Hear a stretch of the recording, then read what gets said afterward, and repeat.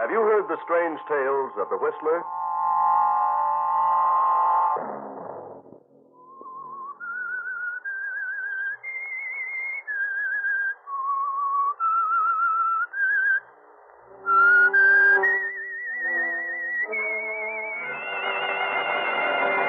I'm the Whistler.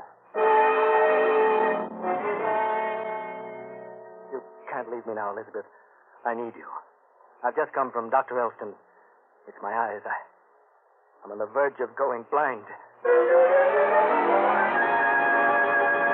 Another Sunday night, and again CBS presents The Whistler. I, the Whistler, know many things, for I walk by night. I know many strange tales, many secrets hidden in the hearts of men and women who have stepped into the shadows. And so I tell you tonight the extraordinary story of In the Dark.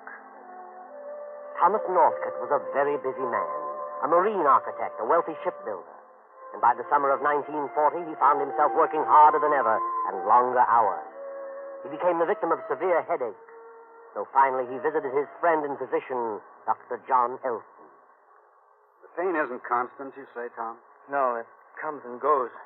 When it strikes, it's almost unbearable. Been working unusually long hours, haven't you? Yes.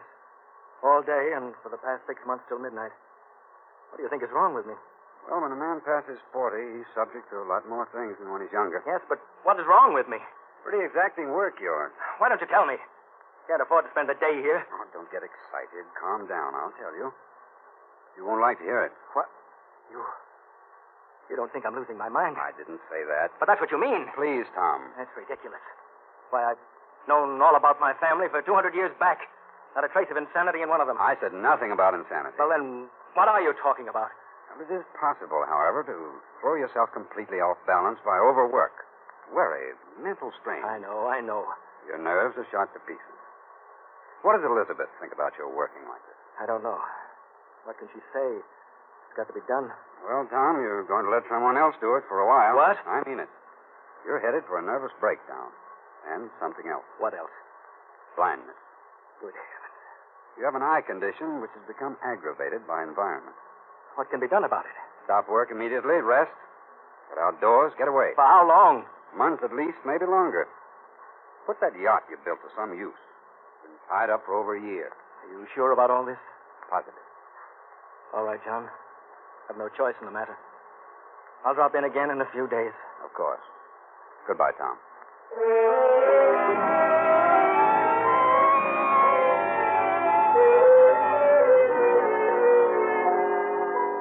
So Tom, completely flabbergasted, goes back to his office and tries to finish some plans and specifications. But he cannot keep his mind on the work, so he goes home early. Well, good evening, Mr. Northcote. Good evening, Billings. This is most unusual. I mean, we didn't expect you for dinner. I know. I didn't feel so well this afternoon. Sorry, sir. Isn't Elizabeth having dinner here? No, sir. Mrs. Northcote hasn't had dinner in for several weeks. I didn't know that. She's been going out every evening. Well, I don't want much. Something light. Very good, sir. Oh, there's a letter for you in the library. A letter? Yes, sir. Thanks, Billings. Letter, eh? Certainly not a business letter. No return address. If your wife, Elizabeth, doesn't away from a certain man, there's going to be a scandal in this town that you won't like. A friend. Heavens. Stay away from a certain man. Billings. Billings! Yes, Mr. Northcote? Do you know where Mrs. Northcote has gone? No. Did she say who she was to meet? No, she never does. Just goes out for the evening? Oh, sometimes in the afternoon as well. I see. You look a bit pale, sir. Shall I call Dr. Elston? No, Billings, I don't think he could be of much help. I'll be all right. Good night.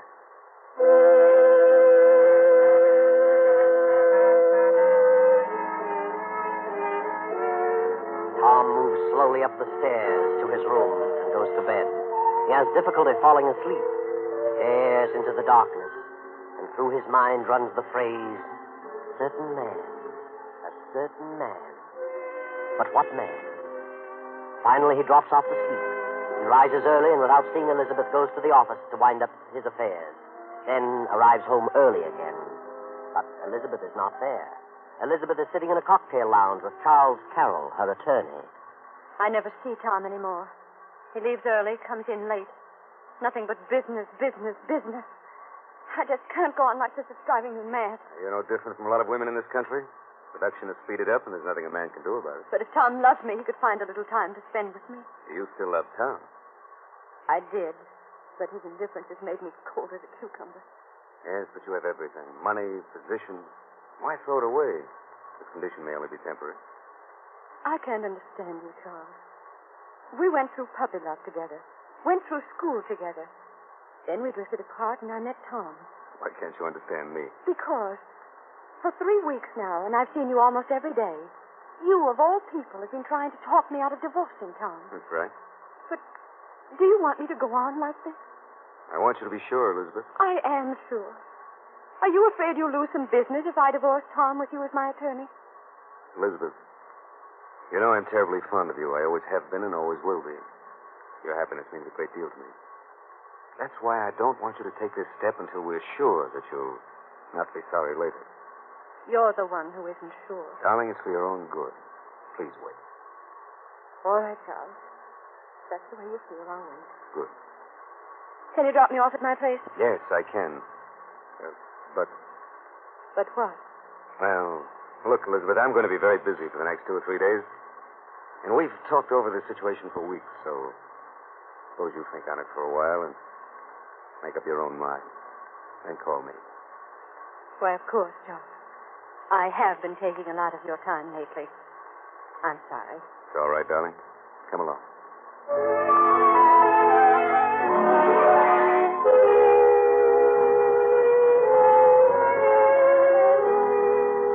Charles takes Elizabeth home and leaves her at the door. Tom Northcott is in the library waiting for Elizabeth. Tom. Huh. What on earth are you doing home so early? Well, I'm certainly surprised. Are you? What's happened?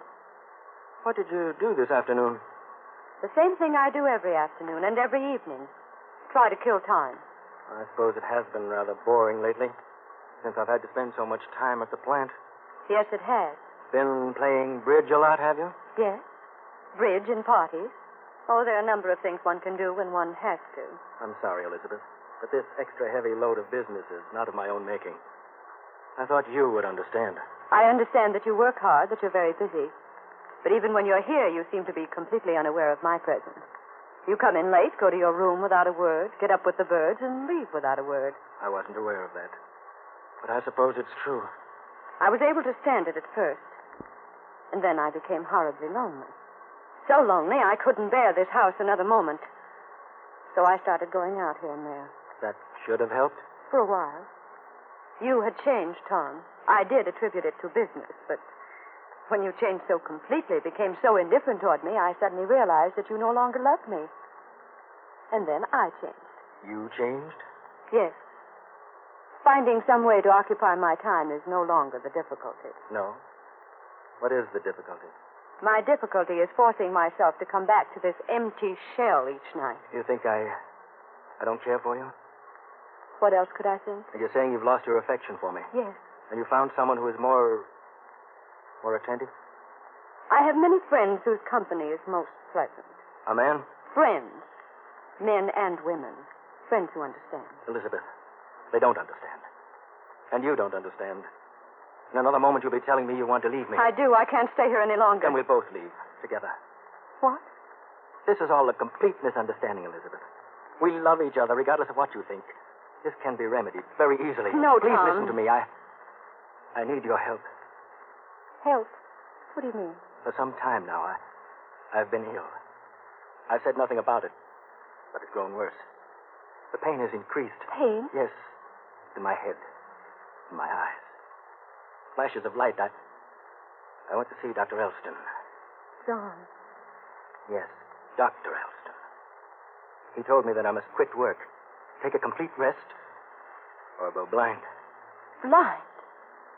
Oh, Tom, how awful. We'll take the yacht, Elizabeth. A long cruise. It'll save my sight, and it'll help us, too. We can pick up where we apparently left off. But, Tom, Please, Elizabeth, I need you. All right, Tom. I'll go. We can leave in a few days. And we needn't go alone. If you prefer, we can have some guests along. Oh, would that help? Yes. Yes, I believe it would. Very well. Who would you like? You select someone you'd like to have along, and I'll select someone. People we both know. Yes. Well, I'd like to have Yes? Dr. Elston. John. You'd like to have him along? Very much. His charming company, and besides, he may prove valuable. And it's John Elston. I'll ask him tomorrow. And say, how about Charles Carroll? Always liked Charlie. And Marge Durant. They're still engaged, aren't they? Why, I don't know. By George, Elizabeth, I'm going to enjoy this trip. I feel better already. I wonder if the doctor will join us. I'm sure he will. Well, if he turns me down, I'll let you talk to him. I'm sure you can persuade him.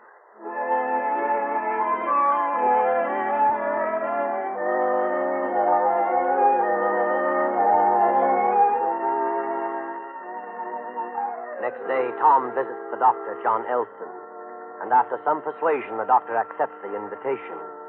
Then Tom runs into Marge Durant in the doctor's waiting room. Well, hello there, Marge. How are you? All right. Haven't seen you or Charlie in some time. How is Charlie? Oh, all right, I guess. You guess? Haven't you seen him? Don't tell me you two have broken off your engagement. Oh, no, not officially. Charles has been exceptionally busy for several weeks. Well, you mustn't be too hard on us men in times like these. We don't mean to be neglectful. No? I'm taking a cruise in the old yacht. Going to leave in a few days. We're gone several weeks. How would you like to join us? Us? Yes. Elizabeth and me. And Dr. Elston. He's just accepted. Well, I'd love to go. We all need to get away from things now and then. We certainly do, but I don't... Oh, I've already asked Charlie. And he said he'd love to go if I could persuade you to go. Charles said that? He did. So you'll have a chance to see him every day. Well, I'll be tickled to death to join you. Good. The party's complete. Come aboard Saturday night. We'll sail early in the morning. See you later, Marge.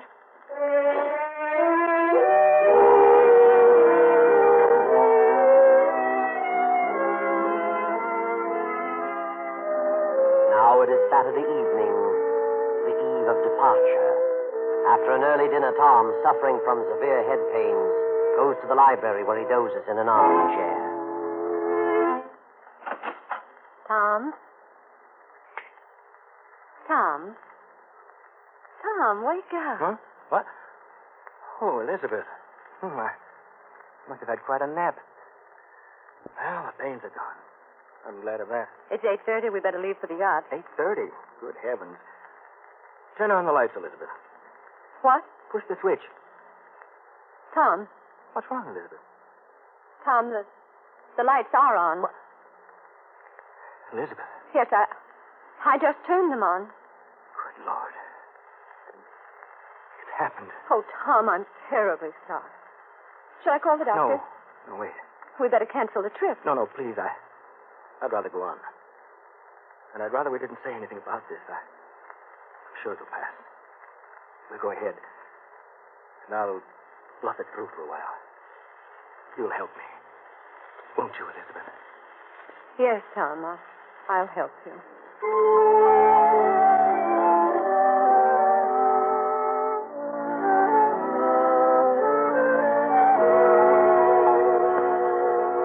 Tom notifies his skipper that he'll be late in coming aboard. Then, when he is sure his guests on the yacht have retired, he and Elizabeth arrive, and he goes to his cabin. Next morning, the guests lounge in the sun on the afterdeck.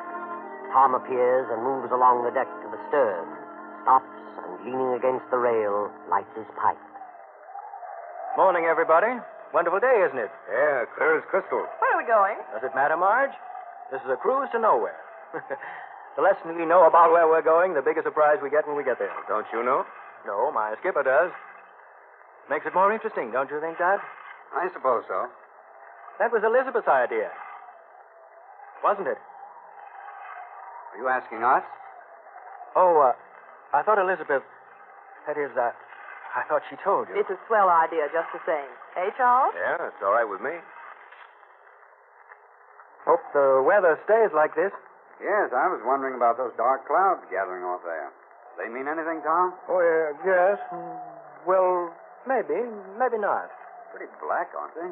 Yes, they are. Where are you looking? Over here, Tom, on the port side. Huh? Oh, those. Well, they are dark, but we may see them for days and never contact them. I hope you're right. I'm not much of a sailor. No? How about you, Elizabeth? Oh, good morning, dear. Sleep well? I've had the best rest in years. You look lovely this morning. Tom, what's wrong with you? What do you mean? Good morning, folks. Sorry to be such a sleepyhead, but I was dead tired. How do you feel, Tom? Why, I... Confound it, my best pipe. I'll get it. Wait a minute. Tom can get it. It's right at his feet. Tom. Here it is, Tom. When did this happen? Last evening? You weren't going to tell me. Going to bluff it through. Yes.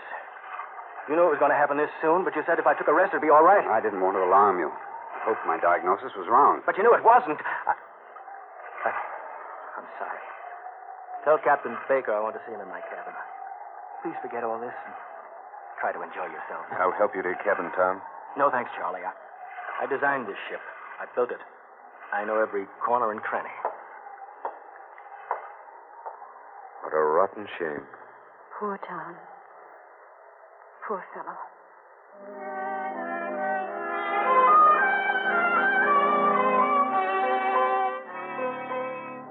That evening after dinner, Elizabeth visits Dr. Elston in his cabin. Half hour later, Tom gropes his way along the rolling deck toward the doctor's room. Elizabeth has just left. Did you say come in, Doctor? I couldn't quite hear. Storm coming up. Yes, of course. Come in, Tom. I wanted to talk with you, John, before I turned in. Certainly. Sit down, Tom. Yes. Here we are. Not a bad storm. Not bad at all. This will blow over. Yes, I suppose so. That's strange. That odor. You don't smoke, do you, John? Why, well, once in a while. Why? I smell a strong odor of tobacco. The same peculiar aromatic blend Elizabeth uses. Well, it's quite possible. Elizabeth was just here. Really? Poor girl. She's terribly upset about me. Came to talk over my condition? Yes, she's quite worried. I can imagine. And you're worried, too. Aren't you, John? Well, I'm concerned. Oh, that's a terrible thing. One can't possibly realize how terrifying it is till it happens to him. I think I can fully appreciate it, Tom. Can you? I wonder. Think you better turn in. Well, perhaps you're right. I should steel myself against sympathy. Sympathy of others and sympathy for myself. Poor Elizabeth. I feel sorriest for her.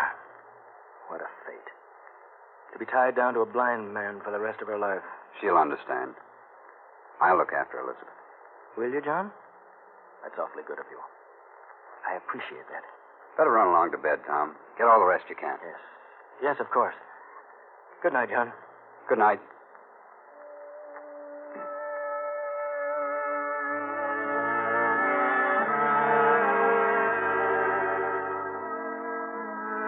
The next evening, after dinner, Elizabeth is in her cabin. Elizabeth feigned seasickness and did not appear, so Charlie Carroll goes to her room. You're not seasick, Elizabeth? You and I have sailed rougher water than these. But I don't want anything to eat, Charles. Now, please, darling, you can't go on like this. You've got to pull yourself together. I know. But what am I going to do? I'm bewildered. A few days ago, I was positive he didn't love me and I didn't love him. Now this happens and everything has changed. How do you mean? Well, now I'm sorry for him, and the indifference has changed to something else. Changed to pity? Perhaps that's it. You mean you don't want to divorce him now? I don't see how I could. Afraid of what people would say? Oh, no. But somehow it just doesn't seem right. Now Tom's different. Maybe it took this darkness to show him the light. I mean... Oh, I don't know what I mean. No. Elizabeth. Come on, darling, get a hold of yourself. Oh, Charles. I don't know what to do. I don't know what to say. Don't say anything, darling. Everything will turn out all right. I know what to do. Charles, you're a darling. I don't know what I'd have done without you all these long weeks. Now just take it easy. Well, take a look at that, Doctor. We certainly ought to apologize, but we were stricken dumb. Marge, what are you talking about? Oh, dear, the sweet little innocents. You give them a lecture on life, Doctor. Now, wait a minute, Marge. For 3 weeks, Charles has been busy. And this is why. What a nice way to be busy. Marge, please. You're jumping to conclusions. Jumping? Are you kidding? Charles has been avoiding me for 3 weeks, and there's the reason in all her glory. Marge, you're out of your mind. You can't believe such a thing. Of course not. Not unless I heard it, and I heard it and saw it. Tom would just love to hear about this. Marge, you mustn't. No? Watch me. Just watch me. Don't worry, Elizabeth. I'll stop her.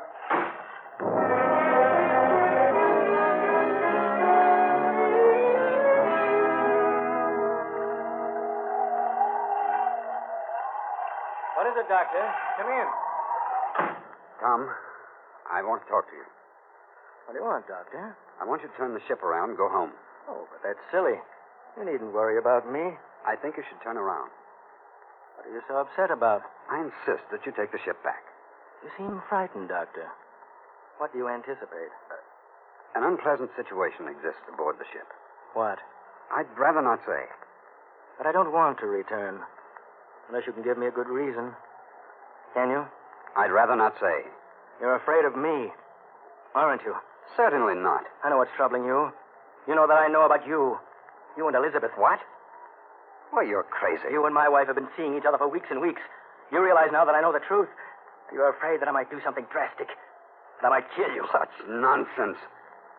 Wait a minute. Is that why you were so insistent that I come on the trip? Maybe. I don't know where you've got such an idea, but you're all mixed up. If she's been seeing anybody, it hasn't been me. Oh, come now. I didn't want to tell what I know, but I see now that I'll have to.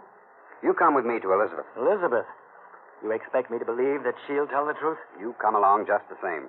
Let's wait till morning. Pretty rough weather tonight. Waves are breaking clear over the decks. No, I don't want to wait till morning. Now. Very well, Doctor. If you insist. I'll lead the way.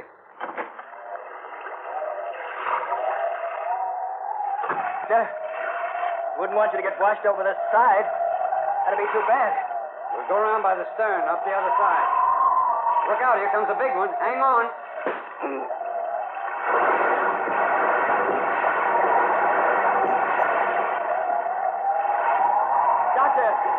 Doctor, where are you? Doctor! I've got him, Mr. Northcott. He almost went over. Is he? All right, Captain. He got a deep wound in the back of his head. Must have struck the opposite rail when the wave hit. I think he's dead, Northcott. Dead? Good Lord. He's dead, all right. I'll get him off the deck before we hit another big one. Better get back to your quarters, Mr. Northcott. Hang on to the rails.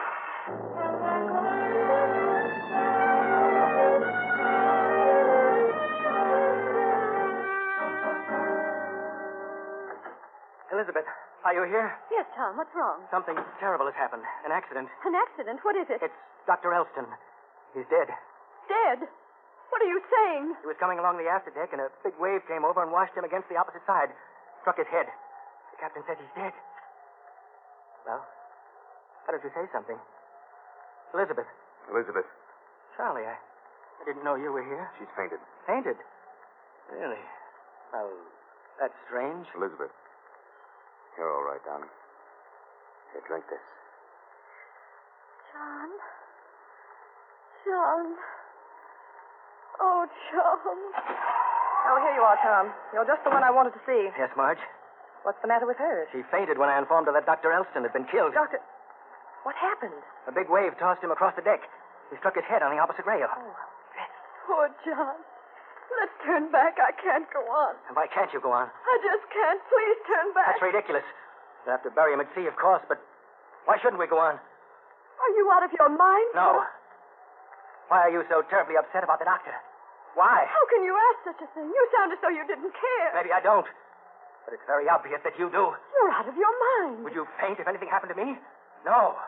But the doctor, that's different. What are you trying to say? What? You and the doctor. I found out days ago. You tried to blame me, but I know differently now. I received a letter from someone telling me that you were running around with a certain man. That man was John Elston. I never heard of such a lie. I haven't seen John in weeks. Who sent you that letter? I did. But I wasn't referring to John. You sent it. And who did you mean? I meant you. You and Elizabeth. You've been seeing each other every day for weeks.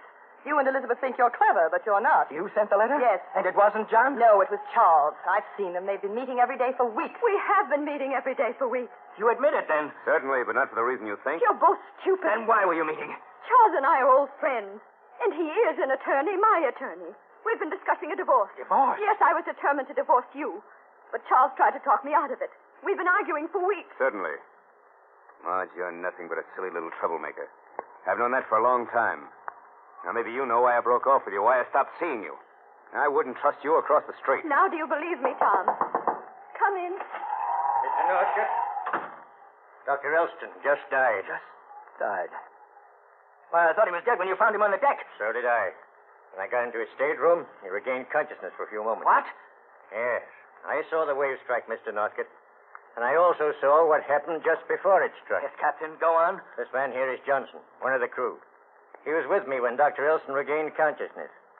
Tell him what the doctor said just before he died, Johnson. Well, Dr. Elson said that he was walking ahead of Mr. Northcott, and just before the wave came over, he turned around suddenly. As he did, Tom, Mr. Northcott, struck him on the head with something. He fell, and the wave washed him across the deck. That's right. Then he died. Search, Mr. Northcott, Johnson. This is ridiculous. I own this ship. But I'm the captain. Sorry, Mr. Northcott. Oh. Here you are, Captain. A gun. Mr. Northcott, you're under arrest. And you're fired. Both of you. Yes, Mr. Northcott, that's to be expected, but not until we tie up in New York. It's quite natural that you'll have no further use for this ship after I turn you over to the police. You're a fool. Johnson, radio port officials in New York, and ask Mr. Swenson to put about. Well, Tom, you had a plan, a setup for a perfect crime. But like all so-called perfect crimes, it failed. You jumped to conclusions, worked a little too fast. Marge was wrong in her suspicions, and you followed along without investigating the source of the letter. Now Marge has lost Charles forever, and you have definitely lost Elizabeth. You deserve what's coming to you. You planned the cruise with a diabolical purpose, and furthermore, you did not lose your eyesight. That was a hoax, a trick to trap the man. But very soon you will lose your sight and your hearing and your speech. In fact, you lose all your faculties because you'll be dead. I know.